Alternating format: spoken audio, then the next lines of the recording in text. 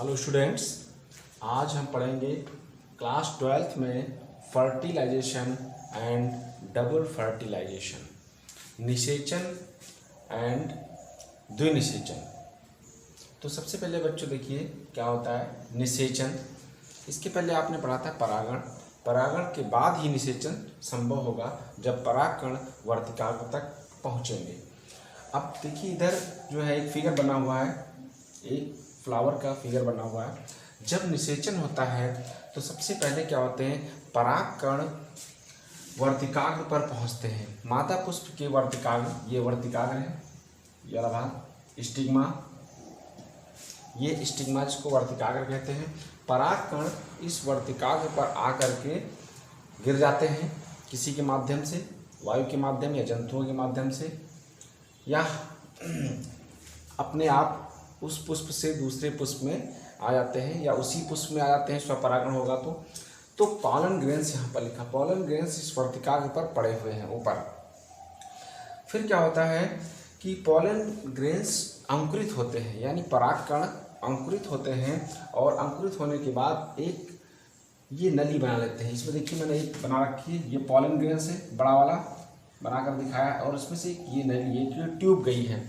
ये नली विकसित होकर के यानी बड़ी होकर के और यहाँ तक आ जाती है, कहाँ पर, नीचे जो बना हुआ है भ्रूणपोष, एम्ब्रायोसाइट। तो इस भ्रूणपोष के अंदर जो मैंने बताया था कि नीचे 3 कोशिकाएं होती हैं, ऊपर 3 होती हैं, बीच में 2 कोशिकाएं होती हैं। भ्रूणकोश में ऐसा होता है। तो इस भ्रूणकोश के नीचे जो मध्य में कोशिका है वो क्या है, अंड कोशिका, एग सेल्स। ये है एग सेल्स। इस एग सेल से ये परागकण आकर के निषेचन कर लेता है, यानी संयुग्मन कर लेता है। यानी परागकण वहाँ से आया और आने के बाद अंड कोशिका से संयुग्मन कर लिया, यानी जैसे शुक्राणु अंडाणु से निषेचन करता है।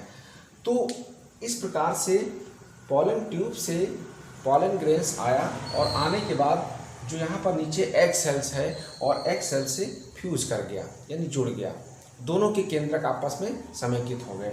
तो कोशिका कैसी हो जाती है, 2n हो जाती है। यानी पॉलन ग्रेन्स क्या था, n, पॉलन ग्रेन्स भी n है यानी आगुणित, और एग सेल्स भी है आगुणित, n ए भी है, n ए भी है। और जब जाइगोट बनेगा तो क्या हो जाएगा, 2n, कोशिका फिर द्विगुणित हो जाती है। तो ये है निषेचन की क्रिया, यानी निषेचन की क्रिया फ्लावर के अंदर होती है। बच्चों जैसे ही निषेचन होता है, निषेचन के बाद उस पुष्प के करोला गिर जाते हैं, झड़ जाते हैं। करोला और एंड्रोसियम जो पुंगेसर लगे हुए हैं, जो पुमंग वाला भाग है, नर जननांग, वो सब गिर जाते हैं।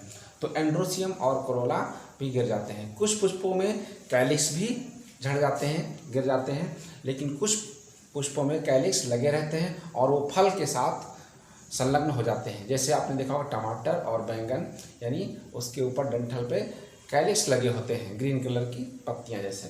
तो कुछ में फल के साथ में मॉडिफाई हो जाते हैं और कुछ में गिर जाते हैं।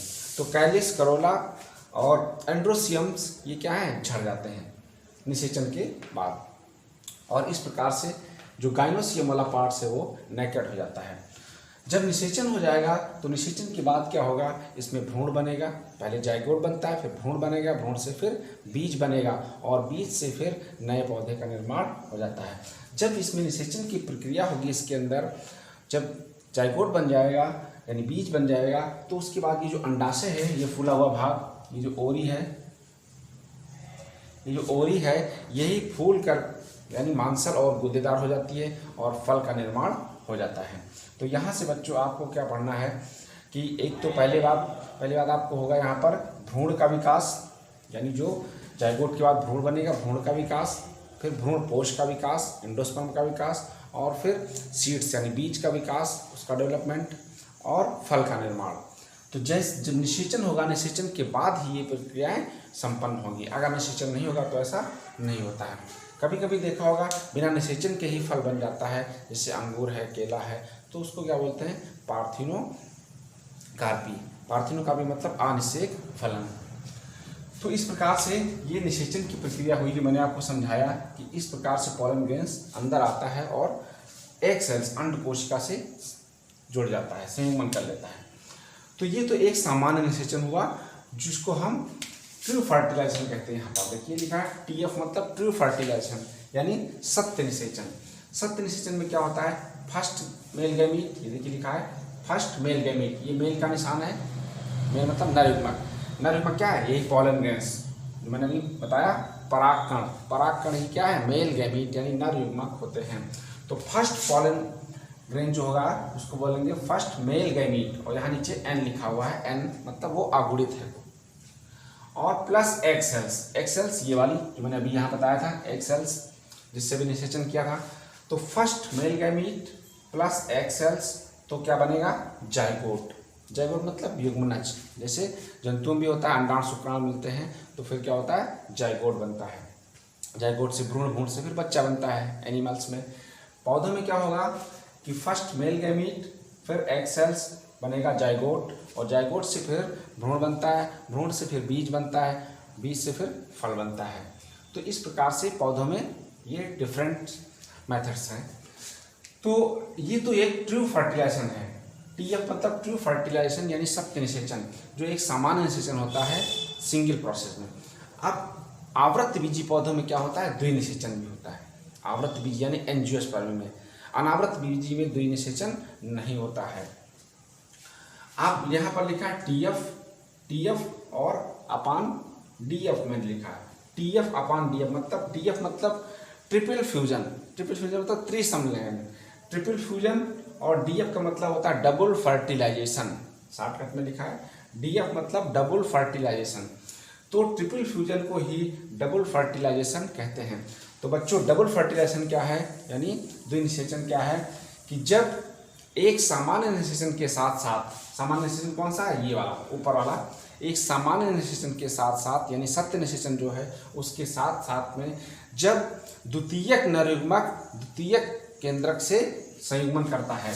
द्वितीयक नर युग्मक ये सेकंड, ये देखिए सेकंड मेल गैमीट और प्लस सेकेंडरी न्यूक्लियस, द्वितीयक न्यूक्लियस।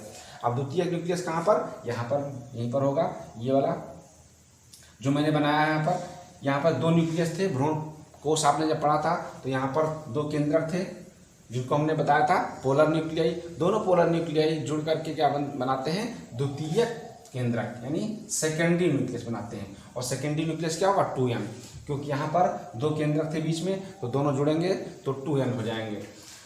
तो सेकेंड मेल गैमीट ये अगुणित है और ये सेकेंडरी न्यूक्लियस द्विगुणित है जो इसके बीच में यहाँ पर था। तो दोनों जब आपस में मिलेंगे यानी जब सेकेंड नर युग्मक, जब दूसरा नर युग्मक द्वितीयक केंद्रक से संयुग्मन करता है तो इंडोस्पर्म बनता है। क्या बनता है, इंडोस्पर्म मतलब भ्रूणपोष। ये क्या था, भ्रूणकोष, ये है भ्रूणकोष। भ्रूणकोष निषेचन के पहले बनता है, भ्रूणपोष निषेचन के बाद बनता है। तो अब देखिए बच्चों यहाँ पर ट्रिपल फ्यूजन यानी डबल फर्टिलाइजेशन में क्या है कि second male gamete plus secondary nucleus यानी द्वितीयक न्यूक्लियस ये आपस में संयुग्मन करेंगे। और कहाँ पर, इसी के अंदर सामान्य निषेचन भी होता है और डबल फर्टिलाइजेशन भी होगा। तो फिर क्या बनेगा, इंडोस्पर्म। कोशिका क्या हो जाएगी, त्रिगुणित। अब देखिए यहाँ पर लिखा है 3n, यहाँ पर 2n था, जाइगोट बना था, अब यहाँ पर क्या है 3n, इंडोस्पर्म बन गया, भ्रूण पोष बन गया। तो ये होता है डबल फर्टिलाइजेशन में, यानी इसको ट्रिपल फर्टिलाइजेशन भी कहते हैं या डबल फर्टिलाइजेशन भी कहते हैं।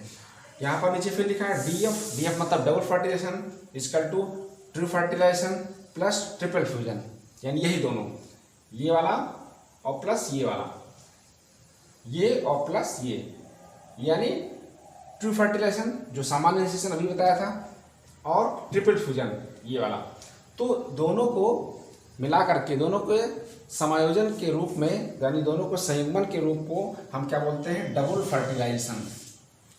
इन दोनों का रिजल्ट क्या है, डबल फर्टिलाइजेशन। ट्री फ्यूजन यानी true fertilization plus triple fusion. तो इस प्रकार से होता है द्विनिषेचन। बच्चों द्विनिषेचन की क्रिया क्या है, बाई नवासिन। नवासिन एक साइंटिस्ट थे, उन्होंने इसकी खोज किया था 1891 में, 1891 में नवासिन ने द्विनिषेचन की खोज किया था।